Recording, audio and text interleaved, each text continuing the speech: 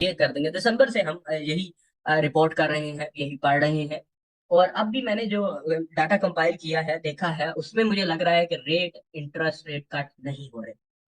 Fade की जो उनकी थी 2% की जो इन्फ्लेशन की रेट था कि उस पे हम जाएंगे, वो अचीव नहीं हुआ, 3.2 पे है। और वो में भी उन्होंने भी इन्फ्लेशन का भी बढ़ाया कि यार 2% बहुत मुश्किल है, 2.53% करेंगे। फंड्स रेट फिलहाल मुझे ऐसा एनालिसिस के अंदर डिफरेंट पढ़ने में लगा कि नहीं हो रहा। ठीक है। ऑलरेडी डॉलर उस तरीके से, ये बयानबाजी की वजह से गोल्ड जरूर ऊपर गया है, डॉलर उस तरीके से नीचे नहीं गया जिस तरीके से गोल्ड एक बड़ा स्ट्रॉन्ग तगड़ा सा बुलिश मूव किया पूरा। डॉलर मैं देख रहा था कि उस तरीके से गिरा नहीं है। तो ओवरऑल क्योंकि ये जो न्यूज है ना, इसने फाइनल कर देना कि हो रहे हैं या नहीं हो रहे।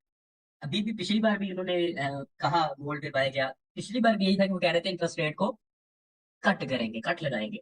कट लगाओगे तो भाई फिर लोग डॉलर से पैसा निकालेंगे, गोल्ड में लगाएंगे, स्टॉक में लगाएंगे।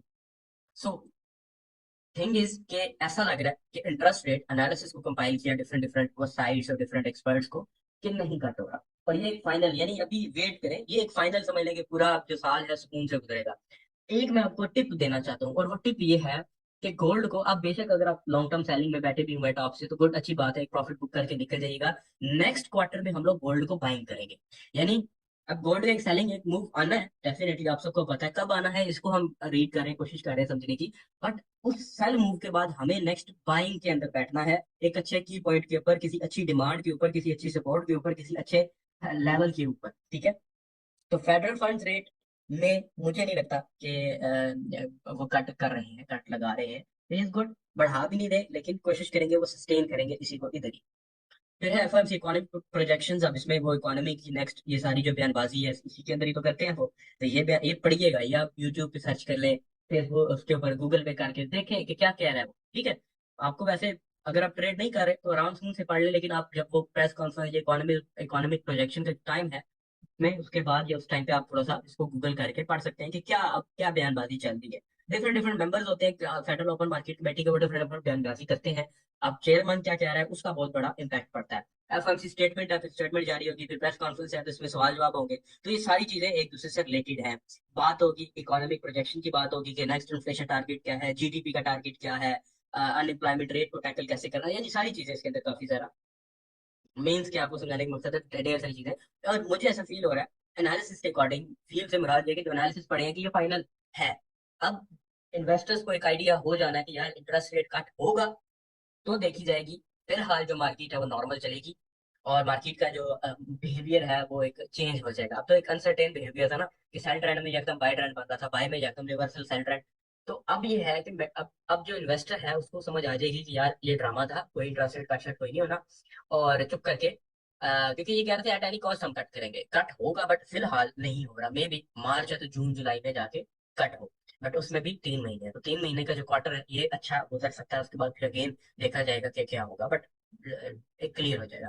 फिर है उसके बाद है जो जीडीपी के क्वार्टर रिपोर्ट है, जो कि पॉजिटिव के अंदर है, न्यूजीलैंड डॉलर की।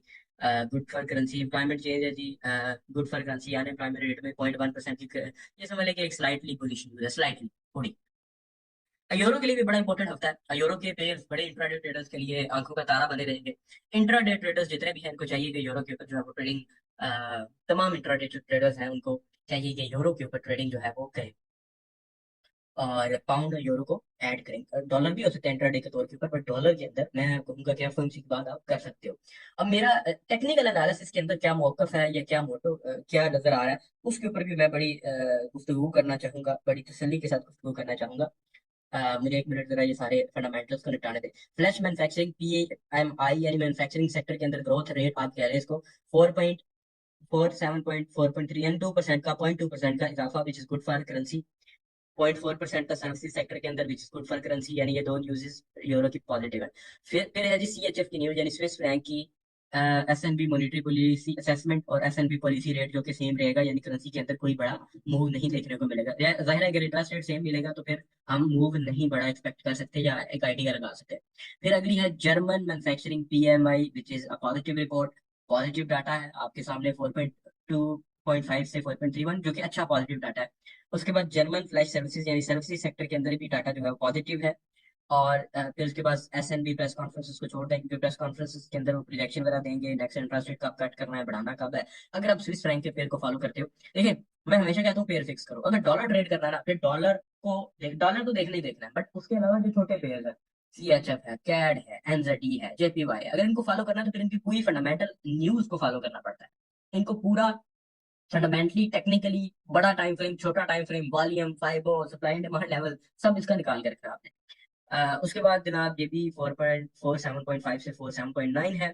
फ्लैश सर्विसेज PMI 53 पॉइंट, यानी कि तकरीबन एक जो न्यूज है, बल्कि ये पाउंड आगे शुरू हो गया, यूरो खत्म हो गया, यूरो ओवरऑल पॉजिटिव है। पाउंड में एक न्यूज पॉजिटिव है और एक जो है वो एक न्यूज बिल्कुल न्यूट्रल है। सर्विसेज सेक्टर के अंदर ग्रोथ नहीं है, मैन्युफैक्चरिंग सेक्टर के अंदर है तो स्लाइटली पॉजिटिव। अब है मॉनेटरी पॉलिसी और MPC official bank rate votes. ये जो रेट वोट्स है ना, ये होता है कि जो मेंबर है ना, ठीक है, स्टेट इस कमेटी के आप कह लें या बैंक के, उन्होंने वोट करना होता है। ठीक है, टोटल है 9 मेंबर्स। 9 मेंबर्स ने ये वोट करना है कि इंटरेस्ट रेट को सस्टेन करना है, यहीं पे रखना है, कम करना है, बढ़ाना है, क्या करना है। अब यहाँ पे लिखा हुआ है कि पिछले महीने था 2.1.6, 2.1.6, इस बार है 0.1.8। ये जो दो था ना, ये कह रहे थे कम करो।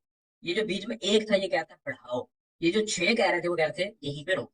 इस महीने 8 बंदे कह रहे हैं, ये जो प्रोजेक्शन है, जो डाटा है हमारे पास, उसमें 8 बंदे कह रहे हैं कि होल्ड करो, एक बंदा कह रहा है कि बढ़ाओ। तो एक बंदा जो है वो, तो 8 बंदे, जो मैंने ऊपर बात की थी कि या तो पाउंड का सिनेरियो होगा, जब मैंने CPI की न्यूज पढ़ी तो वो ये वाला सिनेरियो आपको समझा रहा था। और इंटरेस्ट रेट ये तकरीबन फॉरेक्स फैक्ट्री की प्रोजेक्शन ये है कि सस्टेन उतना ही 5.25 ही रहेगा। जाहिर है वोट अगर 8 बढ़ जाते हैं कि मेंटेन करो, तो फिर वो नहीं बढ़ा सकते। फिर है अनएम्प्लॉयमेंट क्लेम्स, है डॉलर की news which is a negative news for dollar. Dollar के लिए नेगेटिव न्यूज है अगेन। स्लैश मैन्युफैक्चरिंग PMI, इसको भी मैं नेगेटिव कंसीडर करूंगा। तो डॉलर के लिए ये जो न्यूज़ हैं, unemployment claim, flash manufacturing PMI, flash services PMI, ये नेगेटिव है। डॉलर का ओवरऑल अगर आप देखो ना, एक होता है जैसे हम डायरेक्शन लेते हैं कि यार ये पेयर आप ट्रेड कर लो, तो वो डायरेक्शन नहीं मिल रही है। हाँ, ये जो FMC है ना, उसके बाद अगर हम इस न्यूज को पढ़ेंगे तो शायद किसी और नजर से देखेंगे। अगर हम इसको फ्लैश मैन्युफैक्चरिंग PMI को, सर्विसेज PMI को, तो ये भी डाउनफॉल के शिकार हुए हैं। तो आई डोंट थिंक सो कि इंटरेस्ट रेट कट होना है। अनएम्प्लॉयमेंट क्लेम्स भी अगर बढ़ रहे हैं तो इंटरेस्ट रेट कट मुश्किल है। सस्टेन किया जाएगा, रोका जाएगा। GBP retail sales monthly report शदीद किस्म की नेगेटिव रिपोर्ट है। नेगेटिव, शदीद एंड लेवल नेगेटिव रिपोर्ट है। तो ये GBP यूरो अच्छे पेयर्स है, इनको मार्क करके रखें। को टेक्निकल एनालिसिस के तहत डायरेक्शन आपको मिल गई है। एंट्री जो है वो टेक्निकल एनालिसिस में कोशिश करें, जिस तरफ फंडामेंटल डायरेक्शन दे रहे हैं उस तरफ एंट्री ली जाए, ताकि आपको प्रॉफिट हो सके। उसके बाद यूरो सुमिट है। ये बेसिकली जो यूरोपीय यूनियन है, इसके तमाम जो मेंबरान है, सरबराहान जो है वो बैठते हैं। तो ये एक कह लें कि इम्पोर्टेंट होगा। इसमें क्या डिस्कस होता है, इकोनॉमिक मायदे होंगे। तो यूरो के लिए ये बड़ा इंपॉर्टेंट है। तो यूरो ये पूरा समझ लें कि गुड है। तो पॉसिबल ये है कि पॉजिटिव इम्पैक्ट आएगा। फेड चेयर पावर स्पीक्स, अब अगेन वही, बट जब ये स्पीच देंगे उससे पहले मे बी मार्केट उससे पहले कुछ ना कुछ पॉजिटिव हो जाएगी। तो अगेन इसको भी सुनेंगे और नेक्स्ट एनालिसिस के अंदर इसको भी रखेंगे। टेक्निकल एनालिसिस, सॉरी अगर लंबा हो रहा है, टेक्निकल एनालिसिस के अंदर अगर मैं W1 की रिपोर्ट निकालूं आपको, तो मैं आपको कुछ दिखाना चाहता हूँ। ये प्रॉपर कोई चैनल चैनल नहीं बन रहा, लेकिन मैं आपको इसकी मदद से कुछ चीज दिखाना चाहता हूँ, एक चीज ऑब्जर्व करवाना चाहता हूँ। देखें, ये था सेल का मूव। उस सेल के मूव के बाद मार्केट ने एक तगड़ा बाय का मूव दिया, फिर एक तगड़ा सेल का मूव दिया, छोटा बाय का मूव दिया। ठीक है, छोटा बाय का मूव दिया, यानी ये लास्ट हाई है और ये फिर हायर हाई। उसके बाद मार्केट ने हायर लो जो बनाया वो उससे छोटा बनाया, यानी जो रिट्रेसमेंट की मार्केट ने, वो उसका भी लेवल जो है वो स्लो था, थोड़ा था। पहली रिट्रेसमेंट तगड़ी थी, हाई छोटा हो गया, रिट्रेसमेंट छोटी होगी, उसका हाई भी छोटा हो गया। इस हाई से ये वाला हाई लेंथ में छोटा है, ये वाला उससे छोटा है। अब पॉसिबल जो मूव लग रहा है मेरे को वो ये है कि ये जो एरिया है ना, ये वाली जो रेजिस्टेंस सपोर्ट लेवल है, जो प्रीवियस रेजिस्टेंस थी ओवरऑल, मैं मंथ का मेरे ख्याल में डाटा एक मिनट कंपाइल करूं। अच्छा, मंथ के अंदर क्या नजर आ रहा है? मंथ में तो आपको पता है ये जो एरिया था ना, ये वाला, ये एक स्ट्रॉन्ग रेजिस्टेंस लेवल था, इसमें कोई शक नहीं। D1 के ऊपर तो ये हो गया ब्रेकआउट, टूट गया, खत्म हो गया।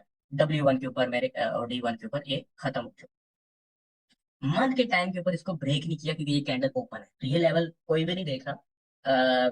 इसको भी देखें कि ये कैंडल अगर एफओएमसी में दायरा मूव तो होगा, ये तो कैंडल फ्लाई करेगी या डाउन आ जाएगी। अगर ये क्लोजिंग नीचे दे देती है देन फिर मुश्किल हो जाएगा, फिर वो सेल वाला सेलर्स के हक में फैसला हो जाएगा अगर क्लोजिंग नीचे होती है।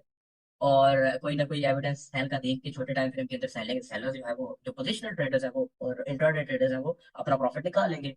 तो ये एरिया भी बड़ा इंपॉर्टेंट है। देखिए ये कैंडल जो है वो ओपन है, तो क्लोज हो सकती है ये डाउन, तो ये भी आपने वॉच करना है। फिर W1 के अंदर आए, तो W1 के अंदर मुझको लग रहा है कि मार्केट हायर लो बनाएगी, बट वो हायर लो इतना ज्यादा नीचे नहीं होगा। ठीक है, वो हायर लो ये जो एरिया है इस एरिया के ऊपर होगा, और ट्रेंड लाइन का जो चैनल था, चैनल कंप्लीट होगा क्योंकि हम इस वाले एंगल को लेके चल रहे हैं। ठीक है, ये एरिया बन रहा है 2000 तकरीबन। चलिए एक मिनट, सीधी लाइन लगाने दे, छोटा टाइम फ्रेम खोलने दे, समझाता हूँ। ये एरिया गालिबन ये बन रहा है। ठीक है, अगर मार्केट गिरती है तो इस पे आके मार्केट टकराएगी, और ये है 280 समथिंग का लेवल। ठीक है, 280 285 275, यानी ये सारा ये दो लेवल्स बड़े इंपॉर्टेंट है। तो अगर मार्केट गिरती है, अगर बहुत तेजी से गिरी, ठहरे एक मिनट बड़े टाइम फ्रेम खोल लेते हैं। अब अच्छा, ये जो चैनल ड्रॉ किया ये एक्यूरेट मैं नहीं बता रहा कि चैनल यहाँ तक ही मार्केट गिरेगी, वो मैं जरा जाता हूँ, मैं मिक्स करना शुरू हो गया। ये मैं सिर्फ ये आपको बताने की कोशिश कर रहा था कि यार ये देखो, ये मार्केट है छोटा मूव देना है, यहाँ पे भी हो सकता है, यहाँ पे भी हो सकता है, लेकिन ऐसा फील होता है कि जो सेल का मूव होगा छोटा होगा, इसके बाद वाला बाय का मूव भी छोटा होगा, बट वो बाय का छोटा मूव भी आपको 2200 को क्रॉस कर सकता है। एंड देन फिर मार्केट का डाइवर्जेंस दे के रिवर्सल स्टार्ट होगा, ऐसा फील हो रहा है, ऐसा नजर आ रहा है, मैं साबित कर रहा हूँ, मैंने इसका सबूत आपको दिया है स्विंग्स की मदद से। अब इसको करते हैं रिमूव, और इससे भी छोटे टाइम फ्रेम के ऊपर जाते हैं। तो छोटे टाइम फ्रेम के ऊपर देखें, तो ये एरिया 278 और ये जो सारा एरिया है, ये वाला एरिया गालिबन, ये एरिया, ये जो एरिया है ना पूरा जोन जो है 200 2080 से लेके 2065, यानी ये तकरीबन 150 पॉइंट्स का जो एरिया है, ये एरिया बड़ा इंपॉर्टेंट है। अगर मार्केट गिरती है तो पॉसिबली यहाँ तक गिरेगी, उसके बाद अगेन एक हाई बनाएगी। तो अगर एक अच्छा एविडेंस मिलता है, और उस हफ्ते जिस हफ्ते मार्केट इस लेवल पे आती है, क्लोजिंग देती है, कोई फंडामेंटली न्यूज बाय वाली मिल जाती है, तो हम एक बाय की ट्रेड नेक्स्ट हाई तक ले सकते हैं। यानी हम हायर हाई पे नहीं बैठते ना, हम हाँ हायर हाई पे बैठते हैं तो ट्रेलिंग स्टॉप लगा के हायर हाई पे बैठ सकते हैं, लेकिन लास्ट जो रिसेंट हाई है यहाँ पे तो बैठ सकते हैं यहाँ तक। ठीक है, वो भी ट्रेडिंग स्टॉप लगा के हम सेफ पोजीशन रख सकते हैं। तो ये जो रेजिस्टेंस लेवल होगा, ये जो एरियाज होंगे ये बड़े इंपॉर्टेंट होंगे। ठीक है, ये एरियाज बड़े इंपॉर्टेंट होंगे। H4 क्या कह रहा है, अभी हम मजीद इसके एनालिसिस करेंगे और H1 के ऊपर भी देखेंगे। H4 क्या कह रहा है, अच्छा मार्केट ना मुख्तलिफ डिमांड जो है वो क्रिएट करती रही है। ठीक है, ये एरिया भी एक अच्छी डिमांड साबित हो सकता है, यही 280 वाला, और उसके बाद ये नीचे वाला ये एरिया भी 260 65 50 समथिंग एल्स, बट ये इतना कुछ स्ट्रॉन्ग नहीं है, और इतनी कोई इसने फॉलो नहीं करना। अच्छा, अब यहाँ पे ये तो एक स्ट्रक्चर अगर देखें तो ये कुछ इस टाइप का स्ट्रक्चर बन रहा है। ऐसा लग रहा है कि ये एक ट्रेंड कंटिन्यूशन पैटर्न है, और ट्रेंड कंटिन्यूशन पैटर्न भी ये बीरिश ट्रेंड कंटिन्यूशन पैटर्न लग रहा है, लेकिन हम इसको पैटर्न यहाँ पे ड्रॉ नहीं कर सकते, क्योंकि पैटर्न अगर है भी तो ये इनवैलिड है, क्योंकि टॉप ऑफ द चार्ट वो भी बीरिश बुलिश हो फिर भी समझ आती है, वो भी इनवैलिड होगा क्योंकि बहुत ज्यादा टॉप के ऊपर कंटिन्यूशन पैटर्न बनते ही नहीं है। तो इसको हम इस तरीके से मार्क करेंगे इस रेंज को, ये उनके लिए जो इंट्राडे ट्रेडर्स है, इंट्राडे ट्रेडर्स या ओवरऑल जो ट्रेडर्स हैं, ये जो एरिया है इसको आपने मार्क करना है। अब अगर मार्केट इसको ब्रेक करती है अपसाइड अपवर्ड, तो देन भी गेम चेंज हो जाएगी, फिर वो मजीद बाइंग के सीन शुरू हो जाएगा। अगर मजीद मार्केट डाउनवर्ड ब्रेक करती है तो इंट्राडे ट्रेडर्स को चाहिए कि एक सेलिंग की opportunity by using trailing stop, TP ना लगाएं, ट्रेलिंग स्टॉप लगाएं, ब्रेक इवन लगाएं, मूव करते रहें एसएल को, और आप एक अपॉर्चुनिटी हासिल कर रहे हैं, उसको देख लें, उसको सोच लें, समझ। ठीक है, इसी तरह same as it is intraday swing trader, H1 वाला ट्रेडर, H4 वाला ट्रेडर, सबके लिए सेम एनालिसिस है कि मार्केट बेशक इस तरीके का बिहेवियर दिखा रही है। ठीक है, इसके अंदर भी आप ट्रेड कर सकते हो, बट वो बहुत छोटी आपको ट्रेड मिलेगी, यानी कि ऊपर वाली ट्रेंड लाइन ब्रेकआउट होती है तो आपको 70 से लेके 90 तक 150 पॉइंट्स की ट्रेड वहां ऊपर तक मिल जाएगी, मिल सकती है इसके अंदर भी। But I will recommend you कि इसके अंदर ट्रेड मत लें, इसके ब्रेकआउट का वेट करें, या अपसाइड या डाउनवर्ड। अब ये इंट्राडे ट्रेडर्स के लिए भी है, ये मेरे ख्याल में जो स्विंग ट्रेडर्स हैं उनके लिए भी ये एनालिसिस ज्यादा बेहतर है कि इंट्राडे वाले इस कैटेगरी को, इस चीज को ब्रेकआउट के ऊपर, क्योंकि मार्केट के जब स्ट्रक्चर का ब्रेकआउट होता है वो जरूरी है। ये मैं जरा थोड़ा नीचे आ गया हूँ ताकि थोड़ा इंटरेस्ट इंटर भी पता चल जाए। इससे पहले तो हम लॉन्ग टर्म सोच रहे थे। अभी मैंने अपना जो पॉइंट है ना थोड़ा नीचे आने वाले का और ज्यादा ऊपर थोड़ा ऊपर जाने वाला का, उस पॉइंट को मैंने मजीद उसमें कुछ दलीलें देनी है। अभी तो मैंने एक दी कि ये देखो स्विंग ज्यादा बार बढ़ गया। अभी मैं बाय यूजिंग वॉल्यूम भी देखूंगा कि क्या मेरा पॉइंट ठीक है, क्या मैं सही सोच रहा हूँ कि मार्केट में सेल का वॉल्यूम इतना नहीं होगा, आएगी जरूर लेकिन थोड़ी नीचे आएगी। और वो हम एक अंदाजा लगा सकते हैं कि इस पॉइंट तक आ सकती है, बट थोड़ा नीचे आएगी, कुछ हद तक नीचे नहीं जाएगी जिस हद तक बाय गई, यानी रिट्रेसमेंट करेगी, हायर लो बनाएगी। तो इस ये जो एरिया है इसको ट्रेड अंदर भी इसके किया जा सकता है, बट अंदर मैं नहीं रिकमेंड करूंगा। आई विल रिकमेंड यू कि ब्रेकआउट को, जिसको ब्रेकआउट कहते हैं ना तसल्ली से, उसको ट्रेड करें with healthy stop loss. Stop loss लगाएं ट्रेडिंग में, और टीपी ना लगाएं, टेक प्रॉफिट ना लगाया करें, ट्रेनिंग स्टॉक का इस्तेमाल किया करें, अपने एसएल को साथ साथ मूव करते रहा करें आगे आगे आगे आगे, उससे ज्यादा प्रॉफिट जनरेट करेंगे। और एक ट्रेड शायद आपको, आपकी 10 ट्रेड्स का अगर एसएल हुआ तो एक ट्रेड शायद आपकी 3 टीपी दे दे गोल्ड के अंदर। तो ये सेटअप है। इसके अलावा मैं मार्केट में कोई इस तरह की चीज नहीं देख रहा। M30 H1 H4 में ये सेम सेटअप है। अब मैंने जो बात की उसके लिए मैं वॉल्यूम इंडिकेटर को भी इस्तेमाल करूंगा। वॉल्यूम इंडिकेटर को, वॉल्यूम अब एक उस टाइप का टिपिकल इंडिकेटर नहीं है जिस टाइप का नॉर्मल इंडिकेटर्स होते हैं, उस टाइप का इंडिकेटर नहीं है। ये आपको भी पता है। वॉल्यूम हमें एक डाटा देता है कि यार ये डाटा है। अब वॉल्यूम के ऊपर, वॉल्यूम के अंदर जो डाटा था वो एक बुलिश डाटा था, ठीक है, एक बाय का डाटा था। इससे पहले भी इस जगह पे बाय का डाटा आया, उसके बाद मजीद मार्केट बाय गई। एक मिनट, पेड़ चेंज। अच्छा, इससे पहले भी एक एक बुलिश डाटा आया था, उसके बाद मार्केट में बाय मूव दिया था। बेरिश डाटा आया था, मार्केट में सेल मूव दिया था, छोटा ही दिया था लेकिन मूव दिया था। अब वॉल्यूम जो है ना बड़ा, यानी कि जो सर निकालता है अपना, थोड़ा सा मैं इसको भी देख रहा था, अब सर निकालता है मार्केट के ऊपर, थोड़ा ऊपर जाएगा। अब बच्चों, अगर यहाँ पे अगर आप देखें तो आपको इससे ऊपर कोई बड़ा वॉल्यूम या एक नोटेबल वॉल्यूम आपको नजर नहीं आ रहा। सेल का तो बिल्कुल डाउन है, सेल का भी इतना बड़ा वॉल्यूम नहीं आ रहा, बल्कि बाय वॉल्यूम सेल को क्रॉस नहीं करने दे रहा। सो अगेन वॉल्यूम नहीं है, लिक्विडिटी नहीं, वोलेटिलिटी नहीं है, देन अगेन मेरा पॉइंट साबित होता है कि सेल मूव हो सकता है, रिट्रेसमेंट हो सकती है, मार्केट नीचे आ सकती है, बट उतने जोर से नीचे नहीं आ सकती। बट ये मैं जो डाटा अवेलेबल है उसको रीड करके बता रहा हूँ। एफओएमसी में हो सकता है, एफओएमसी वाले कहते हैं कि भाई इंटरेस्ट रेट डाउन बढ़ा रहे हैं, कट नहीं कर रहे, मेरे ऐसी की तैसी टेक्निकल्स की भी। ठीक है, ये तो हम जो डाटा है जो कि एक्यूरेट होगा, बड़े टाइम फ्रेम में सपोर्ट रेजिस्टेंस भी बड़ी अच्छी तरीके से काम करती है, बट ये डाटा हमारे पास अवेलेबल है। तो मैंने अपने पॉइंट को कि मार्केट थोड़ा नीचे आएगी, ज्यादा ऊपर भी नहीं जाएगी, थोड़ा ऊपर उस तरीके से हाई नहीं बनाएगी, हाई बनाएगी, लेकिन वो बात की बात है, पहला पॉइंट है कि थोड़ा नीचे आना। तो उसका एक एग्जाम्पल मैंने पहले दी, दूसरी एग्जाम्पल मैं आपको वाली दी। अच्छा, इसको मैं फाइबर भी लगा देते हैं, मुझे लास्ट टाइम भी तो तकरीबन 10-12 कमेंट्स मैंने पढ़े, इसको भी लगाया। ये बहुत इजी है, मैं इसको नॉर्मली यूज नहीं करता। ये वॉल्यूम, अच्छा उससे पहले आरएसआई को भी एक बार देख लेते हैं, लेकिन आरएसआई को देखने के लिए हमें छोटे टाइम फ्रेम पे जाना पड़ेगा, क्योंकि बड़े टाइम फ्रेम पे कोई इस तरह की वो सेटअप नहीं है। तो बड़े टाइम फ्रेम पे लिए तो सेटअप मिल जाएगा कुछ ना कुछ। ये मैंने शायद देखा नहीं, क्योंकि मुझे लगता है कि इतना कुछ खास इंपॉर्टेंट साबित नहीं होगा ओवरऑल जो सिचुएशन चल रही है हमारे लिए। अगेन आरएसआई में कुछ भी नहीं है, कोई डाइवर्जेंस जैसा होती है, रिवर्सल का कोई चार्ज था, कुछ भी नहीं, सेटअप भी नहीं। तो अगेन मेरा पॉइंट थोड़ा सा आप समझे होंगे। फाइबर, फाइबर के लिए हम लास्ट जो इम्पल्सिव मूव है उसको मार्क कर लेंगे। जो रिसेंट हमारा इम्पल्सिव मूव होगा उसको हम मार्क कर लेंगे। अब हमारा लास्ट इम्पल्सिव मूव था वो इस पॉइंट से यहाँ तक था, ठीक है, इसको फिर हम मेरी राइट साइड और आपकी शायद लेफ्ट साइड पे तक वाइड कर देंगे ये पॉइंट। अब ये क्या कह रहा है, ये कह रहा है, ये भी मेरा पॉइंट साबित करेगा। मेरा जो पॉइंट है, मैं दिल्ली से मैंने बात की, तो ये मेरा पॉइंट साबित कर सकता है। अगेन देखो, इसकी जो गोल्डन रेशियोज है वो दो होती है, पर हो सकती है, बट वट एवर। ये जो एरिया था ना, ये एरिया, ठीक है, और मैंने ये एरिया बोला था कि ये दो लेवल्स के दरमियान मार्केट एक बड़ा एक स्ट्रॉन्ग सपोर्ट बना सकती है। अगेन मार्केट इस लेवल को ब्रेक करती है, नेक्स्ट उसका टारगेट, यानी समझ लेंगे जो 5 पॉइंट सपोर्ट और रेजिस्टेंस लेवल ही है, ये सपोर्ट होगी। अगर ये ब्रेक होती है तो फिर नीचे वाली सपोर्ट कराएगी, और ये 0.50 और 61 वाला जो लेवल है, एक अच्छा लेवल माना जाता है। इसके ऊपर डिटेल वीडियो बनाएंगे इंशाल्लाह। अब इसके ऊपर जब हम गुफ्तगू करें तो ये या तो ये वाला एरिया बन जाए, ऑलमोस्ट ऑलमोस्ट थोड़ा बहुत अगर हम इसको फाइबर को ऊपर नीचे करेंगे तो ऑलमोस्ट ये जो बिग वाला एरिया है इसी को मार्केट सपोर्ट बना रही है, ऑलमोस्ट ये जो जोन है। और अगर नीचे वाली जोन को देखा जाए तो नीचे वाला लेवल है।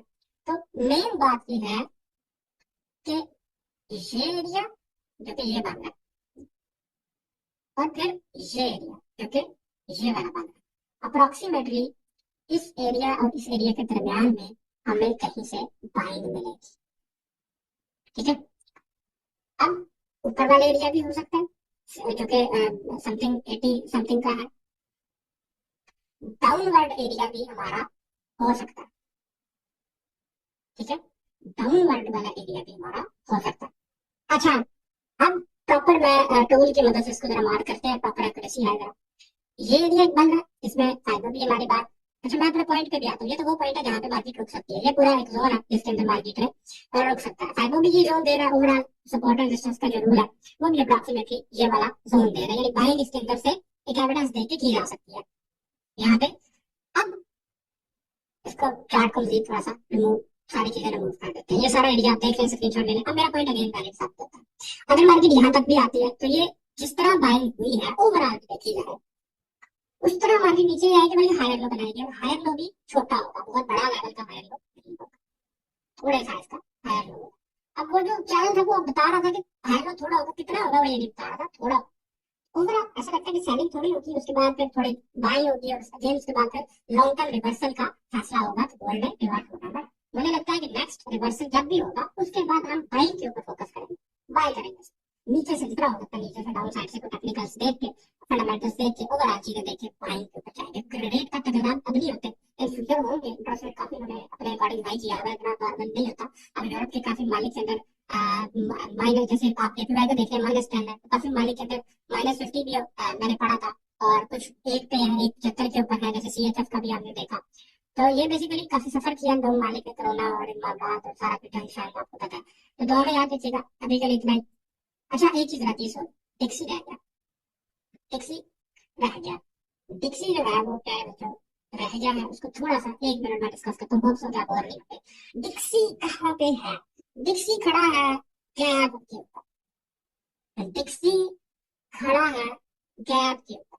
ठीक है, एक प्रॉपर चैनल को डिक्सी ने किया है ब्रेक, एक प्रॉपर H4 चैनल को, और अब डिक्सी खड़ा है इस गैप के ऊपर। गैप जो है, मैं आपको थोड़ा एक्सप्लेन कर दूं। जो गैप्स है वो एक स्ट्रॉन्ग डिमांड एरिया भी कंसीडर किया जाता है। ठीक है, एक स्ट्रॉन्ग सप्लाई एरिया भी कंसीडर किया जाता है कि मार्केट उसको फिल करके नीचे आएगी, एक स्ट्रॉन्ग डिमांड एरिया भी कंसीडर किया जाता है। अब अगर तो मार्केट से बुलिश एनगल्फिंग भी मार्केट ने लगा दिया, बट अगेन वो एफएमसी की प्रोजेक्शन वगैरह इंपॉर्टेंट है, तो कोर जो डीएक्सी है वो बाइंग की तरफ जा सकता है नेक्स्ट रेजिस्टेंस तक।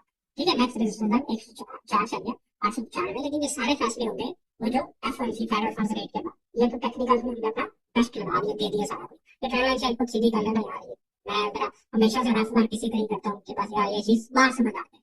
तो दोनों में याद रखिएगा, इंशाल्लाह नेक्स्ट एनालिसिस में मुलाकात होगी। एनालिसिस अच्छे लगे तो रिस्पॉन्स दीजिएगा, कुछ और